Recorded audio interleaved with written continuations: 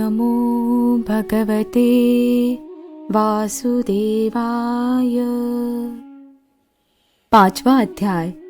श्री नारद जी के उपदेश से दक्ष पुत्रों की विरक्ति तथा नारद जी को दक्ष का शाप।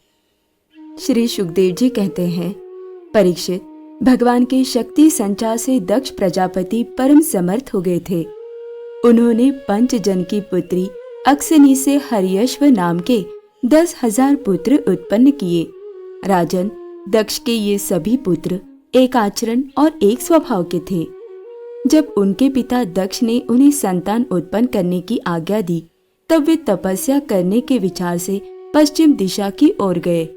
पश्चिम दिशा में सिंधु नदी और समुद्र के संगम पर नारायण सर नाम का एक महान तीर्थ है। बड़े बड़े मुनि और सत्पुरुष वहां निवास करते हैं। नारायण सर में स्नान करते ही हर्यश्वों के अंतःकरण शुद्ध हो गए। उनकी बुद्धि भागवत धर्म में लग गई। फिर भी अपने पिता दक्ष की आज्ञा से बंधे होने के कारण वे उग्र तपस्या ही करते रहे। जब देवर्षि नारद ने देखा कि भागवत धर्म में रुचि होने पर भी ये प्रजावृद्धि के लिए ही तत्पर है, तब उन्होंने उनके पास आकर कहा, अरे हर्यश्वो, तुम प्रजापति हो तो क्या हुआ? वास्तव में तो तुम लोग मूर्ख ही हो। बतलाओ तो, जब तुम लोगों ने पृथ्वी का अंत ही नहीं देखा, तब सृष्टि कैसे करोगे? बड़े खेद की बात है। देखो, एक ऐसा देश है जिसमें एक ही पुरुष है, एक ऐसा बिल है जिससे बाहर निकलने का रास्ता ही नहीं है, एक ऐसी स्त्री है जो बहुरूपिणी है, एक ऐसा पुरुष है जो व्यभिचारिणी का पति है, एक ऐसी नदी है जो आगे पीछे दोनों ओर बहती है, एक ऐसा विचित्र घर है जो 25 पदार्थों से बना है, एक ऐसा हंस है जिसकी कहानी बड़ी विचित्र है, एक ऐसा चक्र है जो छुरे एवं वज्र से बना हुआ है और अपने आप घूमता रहता है। मूर्ख हर्यश्वो, जब तक तुम लोग अपने सर्वज्ञ पिता के उचित आदेश को समझ नहीं लोगे और इन उपर्युक्त वस्तुओं को देख नहीं लोगे, तब तक उनकी आज्ञानुसार सृष्टि कैसे कर सकोगे? श्री सुखदेव जी कहते हैं, परीक्षित, हर्यश्व जन्म से ही बड़े बुद्धिमान थे। वे देवर्षि नारद की ये पहेली, ये गूढ़ वचन सुनकर अपनी बुद्धि से स्वयं ही विचार करने लगे। देवर्षि नारद का कहना तो सच है। ये लिंग शरीर ही जिसे साधारणतः जीव कहते हैं, पृथ्वी है और यही आत्मा का अनादि बंधन है। इसका अंत विनाश देखे बिना मोक्ष के अनुपयोगी कर्मों में लगे रहने से क्या लाभ है? सचमुच ईश्वर एक ही है। वह जागृत आदि तीनों अवस्थाओं और उनके अभिमानियों से भिन्न उनका साक्षी तुरीय है। वही सबका आश्रय है। उस प्रकृति आदि से अतीत नित्य मुक्त परमात्मा को देखे बिना भगवान के प्रति असमर्पित कर्मों से जीव को क्या लाभ है? जैसे मनुष्य बिल रूप पाताल में प्रवेश करके वहां से नहीं लौट पाता, वैसे ही जीव जिसको प्राप्त होकर फिर संसार में नहीं लौटता, जो स्वयं अंत ज्योतिर स्वरूप है, उस परमात्मा को जाने बिना विनाशवान स्वर्ग आदि फल देने वाले कर्मों को करने से क्या लाभ है? ये अपनी बुद्धि ही बहुरूपिणी और सत्व रज आदि गुणों को धारण करने वाली व्यभिचारिणी स्त्री के समान है।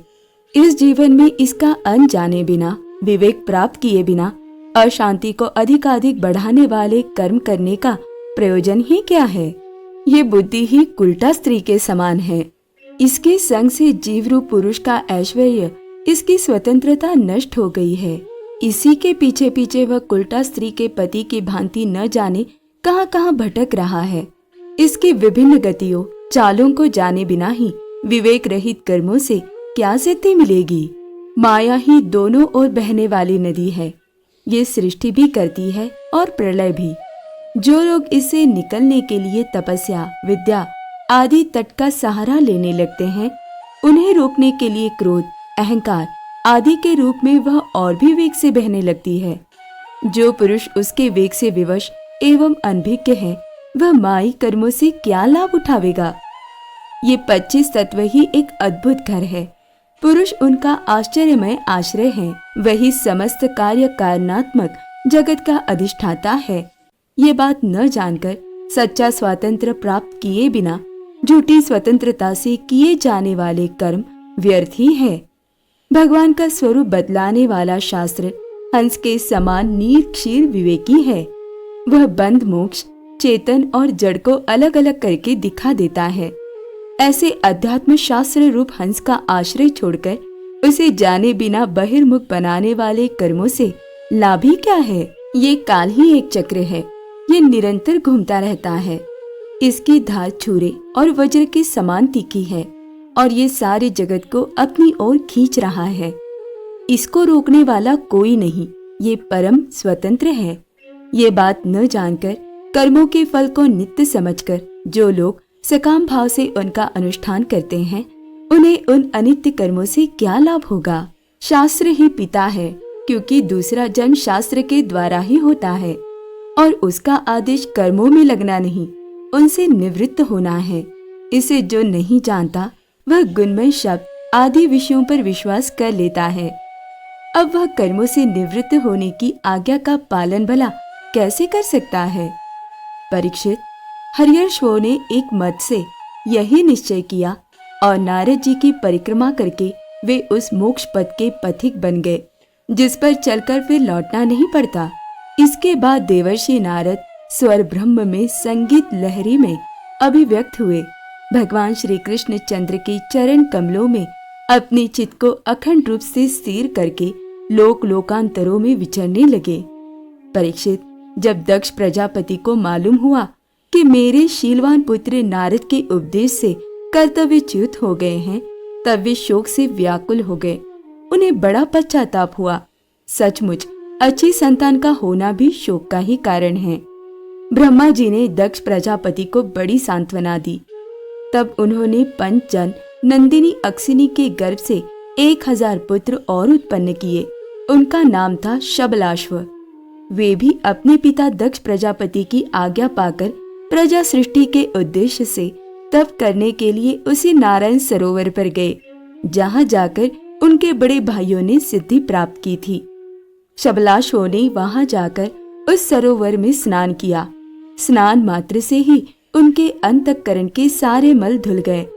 अब वे पर ब्रह्म स्वरूप प्रणव का जप करते हुए महान तपस्या में लग गए।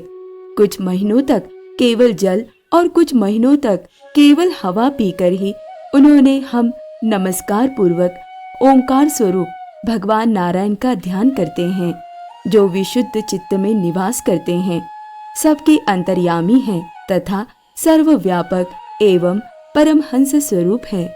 इस मंत्र का अभ्यास करते हुए मंत्राधिपति भगवान की आराधना की।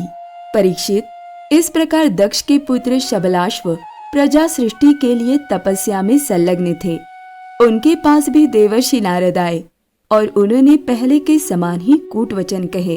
उन्होंने कहा, दक्ष प्रजापति के पुत्रों, मैं तुम लोगों को जो उपदेश देता हूँ उसे सुनो।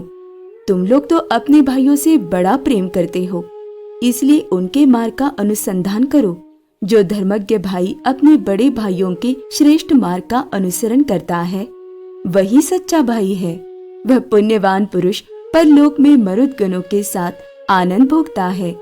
परीक्षित, शबलाश्वों को इस प्रकार उपदेश देकर देवर्षि नारद वहां से चले गए और उन लोगों ने भी अपने भाइयों के मार्ग का ही अनुगमन किया, क्योंकि नारद जी का दर्शन कभी व्यर्थ नहीं जाता। वे उस पद के पथिक बने जो अंतर्मुखी वृत्ति से प्राप्त होने योग्य, अत्यंत सुंदर और भगवत प्राप्ति के अनुकूल है। वे बीती हुई रात्रियों के समान न तो उस मार्ग से अब तक लौटे हैं और न आगे लौटेंगे ही। दक्ष प्रजापति ने देखा कि आजकल बहुत से अशकुन हो रहे हैं। दक्ष प्रजापति ने देखा कि आजकल बहुत से अपशकुन हो रहे हैं। उनके चित्त में पुत्रों के अनिष्ट की आशंका हो आई। इतने में ही उन्हें मालूम हुआ कि पहले की भांति अब की बार भी नारद जी ने मेरे पुत्रों को चौपट कर दिया। उन्हें अपने पुत्रों की कर्तव्यच्युति से बड़ा शोक हुआ और वे नारद जी पर बड़े क्रोधित हुए। उनके मिलने पर क्रोध के मारे दक्ष प्रजापति के होठ फड़कने लगे और वे आवेश में भरकर नारद जी से बोले। दक्ष प्रजापति ने कहा, ओ दुष्ट, तुमने झूठ मूठ साधुओं का बाना पहन रखा है। हमारे भोले भाले बालकों को भिक्षुकों का मार्ग दिखाकर तुमने हमारा बड़ा अपकार किया है। अभी उन्होंने ब्रह्मचर्य से ऋषि ऋण, यज्ञ से देव ऋण और पुत्रोत्पत्ति से पितृ ऋण नहीं उतारा था। उन्हें अभी कर्मफल की नश्वरता के संबंध में भी कुछ विचार नहीं था। परंतु पापात्मन, तुमने उनके दोनों लोगों का सुख चौपट कर दिया। सचमुच तुम्हारे हृदय में दया का नाम भी नहीं है। तुम इस प्रकार बच्चों की बुद्धि बिगाड़ते फिरते हो। तुमने भगवान के पार्षदों में रहकर उनकी कीर्ति में कलंक ही लगाया। सचमुच तुम बड़े निर्लज हो। मैं जानता हूँ कि भगवान के पार्षद सदा सर्वदा दुखी प्राणियों पर दया करने के लिए व्यग्र रहते हैं, परंतु तुम प्रेम भाव का विनाश करने वाले हो। तुम उन लोगों से भी वैर करते हो जो किसी से वैर नहीं करते। यदि तुम ऐसा समझते हो कि वैराग्य से ही स्नेहपाश विषयासक्ति का बंधन कट सकता है, तो तुम्हारा ये विचार ठीक नहीं है, क्योंकि तुम्हारे जैसे झूठ मूठ वैराग्य का स्वांग भरने वालों से किसी को वैराग्य नहीं हो सकता। नारद, मनुष्य विषयों का अनुभव किए बिना उनकी कटुता नहीं जान सकता, इसलिए उनकी दुख रूपता का अनुभव होने पर स्वयं जैसा वैराग्य होता है, वैसा दूसरों के बहकाने से नहीं होता। हम लोग सद्गृहस्थ हैं, अपनी धर्म मर्यादा का पालन करते हैं। एक बार पहले भी तुमने हमारा असह्य अपकार किया था, तब हमने उसे सह लिया। तुम तो हमारी वंश परंपरा का उच्छेद करने पर ही उतारू हो रहे हो। तुमने फिर हमारे साथ वही दुष्टता का व्यवहार किया। इसलिए मूढ़, जाओ, लोक लोकांतरों में भटकते रहो, कहीं भी तुम्हारे लिए ठहरने को ठौर नहीं होगी। श्री सुखदेव जी कहते हैं, परीक्षित, संत शिरोमणि देवर्षि नारद ने बहुत अच्छा कहकर दक्ष का शाप स्वीकार कर लिया। संसार में बस साधुता इसी का नाम है कि बदला लेने की शक्ति रहने पर भी दूसरे का किया हुआ अपकार सह लिया जाए। ओम नमो भगवते वासुदेवाय।